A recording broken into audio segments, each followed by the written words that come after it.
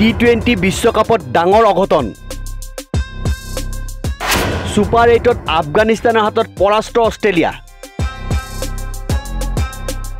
এইবাৰ ICC T20 বিশ্বকাপৰ ইতিহাসত আটাইতকৈ ডাঙৰ ঘটনা অতি ৰোমাঞ্চকৰ খেলখনত অষ্ট্ৰেলিয়াৰ বিৰুদ্ধে আফগানিস্তানৰ দলটোৱে জয়লাভ কৰে প্ৰথমে বেটিং কৰি আফগানিস্তানৰ ৰহমানুল্লাহ গুৰবাজ আৰু ইব্ৰাহিম জাদৰানৰ অৰ্ধশতকৰ সহায়ত 6 উইকেটত 148 ৰান সংগ্ৰহ কৰে অষ্ট্ৰেলিয়াই লক্ষ্যৰ দিশে আগবাঢ়ি 127 ৰানতে আটাইকেইটা উইকেট হেৰুৱাই আফগানিস্তানৰ সন্মুখত পৰাজয় স্বীকাৰ কৰে আইসিসি টি20 বিশ্বকাপত অষ্ট্ৰেলিয়াৰ দৰে শক্তিশালী দল এটা আফগানিস্তানৰ দৰে দল এটাৰ সন্মুখত পৰাজয় বৰণ কৰা ঘটনা স্বাভাৱিকতে ক্ৰিকেট অনুৰাগীৰ মাজত উদ্বেগৰ সৃষ্টি কৰিছে টছত পৰাস্ত হোৱাৰ পিছত আফগানিস্তানৰ দলটোৱে প্ৰথমে বেটিং কৰিবলৈ আহিছিল আৰু অপেনাৰ ৰহমানুল্লাহ গুৰবাজ আৰু ইব্ৰাহিম জাদৰানৰ শতকীয় অংশীদাৰিত্বই তেওঁলোকক এক সুন্দৰ আৰম্ভণি দিছিল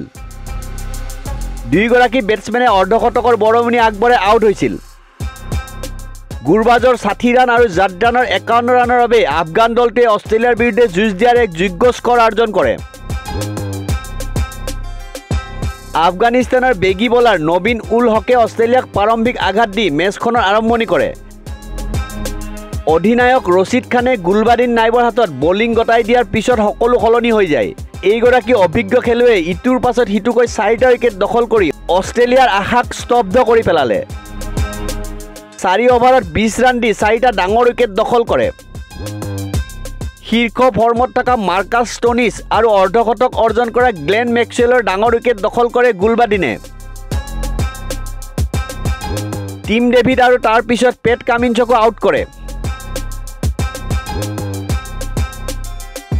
নিউজ ডেস্ক ৰিপোৰ্ট নিউজ 13